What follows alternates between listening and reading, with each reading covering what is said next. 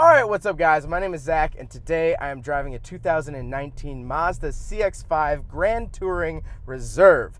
Up front is a 2.5 liter turbocharged inline 4 and down below is a 6-speed automatic transmission. If you'd like to read more of my thoughts, head on over to carmarshal.com/overdrive. But let's get back to that 2.5 liter turbo inline 4. Well, this is the first year that Mazda has actually offered their turbo inline 4, their 2.5 liter in the CX-5. They're just started offering it here in 2019. And so we got a little bit of open road here. Let's give it a nice shot.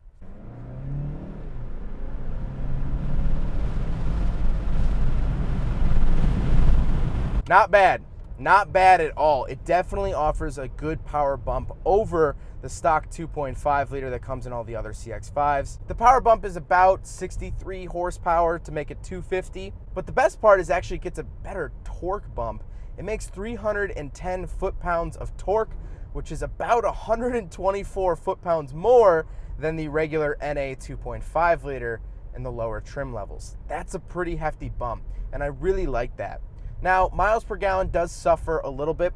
This gets about 22 city, 27 highway, where the base 2.5 liter naturally aspirated gets about 24 in the city and about 30 on the highway. So if miles per gallon is your biggest ticket item, definitely go with the naturally aspirated engine. But for that better power, better torque, definitely go with the turbo. It's a lot better.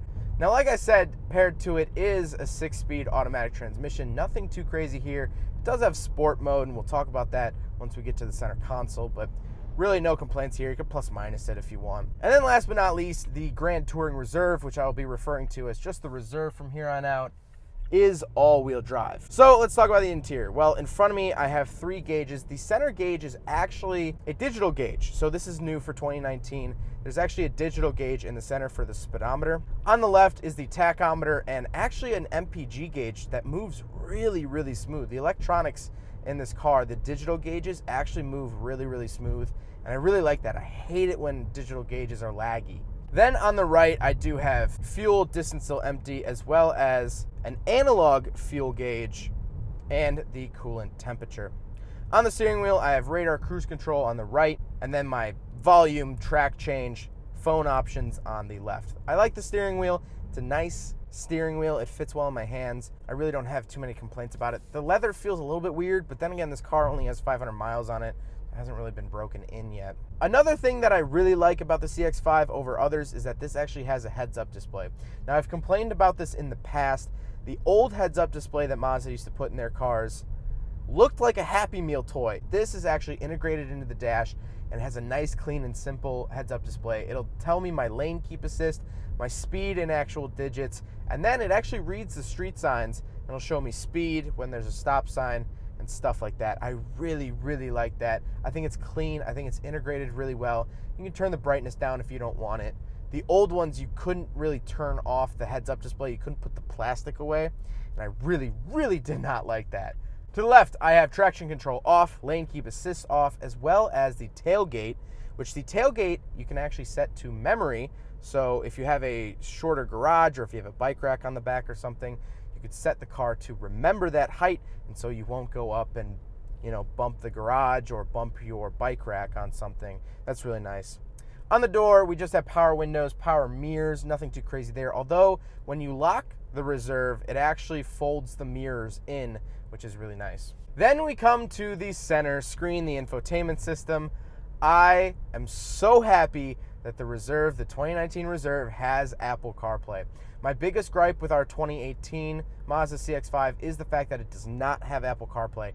I absolutely hate the Mazda infotainment system, and I really hate it because I have so much love for Mazda. I expect better of them. I think it's too laggy, and I think it's not user-friendly enough for an infotainment system. Plus, Mazda's been pushing this sort of more luxury brand, and the cars definitely feel more luxurious, but the infotainment screen does not feel luxurious. But that is all changed when you have Apple CarPlay and Android Auto are both offered here in the Reserve. Just plug your phone in.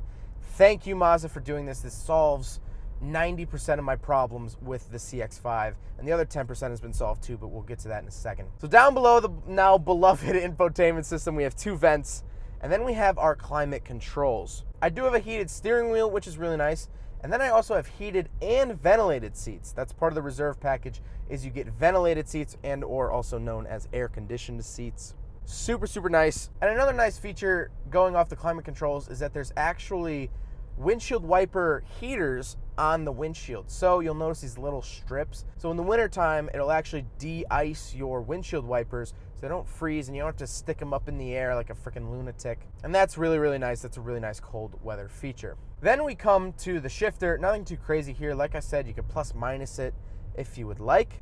But to the left of the shifter, we do have the sport button. Now the sport button really doesn't do a whole lot on the CX-5. Really what it does is it holds onto gears longer. It's basically a transmission mode. So you're gonna get a lot sportier feel. It's gonna let the car rev all the way up to about 6,300 RPM to redline. It's gonna hold onto those gears better, give you a little bit better acceleration. It's not gonna unlock some secret boost or anything like that.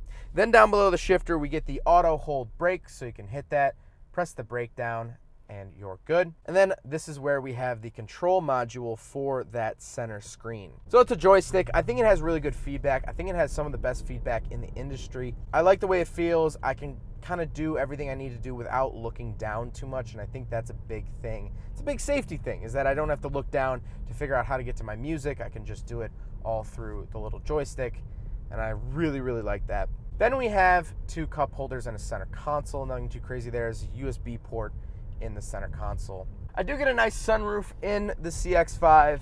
It's decent sized and is one touch back and forward. The Mazda 3 for some reason does not have this. You have to hold the sunroof button to close it, but in the CX-5 you just hit it once and it closes. I don't know why they couldn't do that for the Mazda 3, but whatever.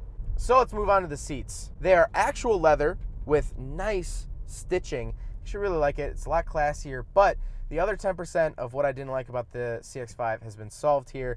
This has memory seats. So the driver's seat actually is a memory seat.